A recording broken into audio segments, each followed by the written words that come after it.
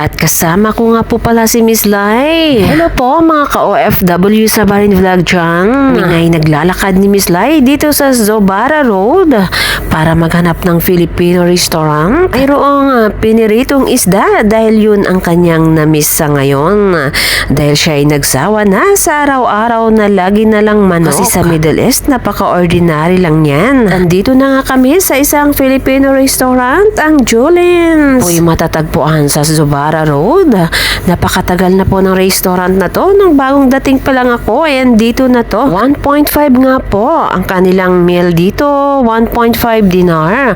Kapag nasa Pilipinas naman, is 231 pesos. Isang ulam, rice at meron na pong water. Siyempre, nakapag-order na nga po dyan si Miss Lai ng piniritong isda.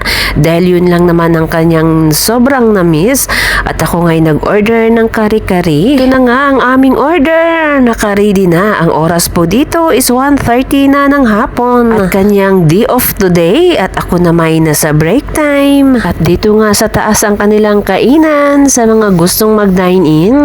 Kaya andito na kami ngayon. Gusto ko nga po palang magpasalamat sa inyong lahat. Sa lahat po na nag-subscribe sa aking YouTube channel. Ang Cheryl in Bahrain. Nang dahil po sa inyo ay na-monetize na po ang aking YouTube channel. At syempre, maraming salamat po sa pag-play ng aking mga videos. Maraming salamat nga din po pala sa iyo, Miss Lai. Maraming salamat po sa iyong oras at tayo'y nagkita-kits uli kasi magkapareho ang aming day off kaya naman hindi kami makapunta sa medyo malayo-layo kasi ako'y nasa break time lamang at babalik na din maya-maya. Maraming salamat sa ilang taon nating pagsasama dito sa Bahrain, Miss Lai. Namimiss ko tuloy si Ate Belinda, ang isa sa aking best buddy. At syempre, habang nakain dyan para naman mabusog-busog tayo, ay tudo chismisan muna sa buhay ng mga may buhay. Syempre, kapag tayo chinismis, ichichismis din natin yan. Sa panahon ngayon ay laging patas. Kain po kayo guys. Wala po ang aming kasiyahan. Kahit saglit lang, basta't magkita-kits ay malaking bagay na po yun sa amin. Para naman may mapanood kami kapag kami nasa Pilipinas na. Feel nga ni Miss Lai dyan ang pagkain ng isda, piniritong isda. Kaya naman nakakamay siya dyan. Pre, ako dyan medyo dahan-dahan lang sa pagsubo dahil mayroong camera. Pag wala naman, syempre, ubos agad yan sa akin. At after nga namin kumain dito, ako nga'y bumalik na sa aking trabaho. At si Miss Lai nga ay umikot-ikot muna. Kasi naman, day off niya ngayon. Wala nga mga simpleng kaligayahan ng mga OFW. Ang makain ng kanilang mga namimiss na pagkain.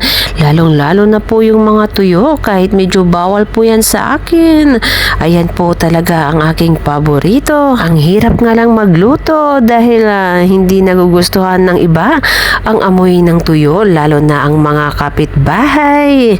Sila po'y nagagalit kapag naaamoy nila yun. At syempre, kami nga po'y tudupusing muna kahit saan. At aming nadadaanan ay picture-picture lang. O diba, ang sexy ni Miss Lai dyan. Parang walang anak lang, flat na flat ang tiyan. Thank you so much po sa inyong lahat sa pag-play ng aking mga videos.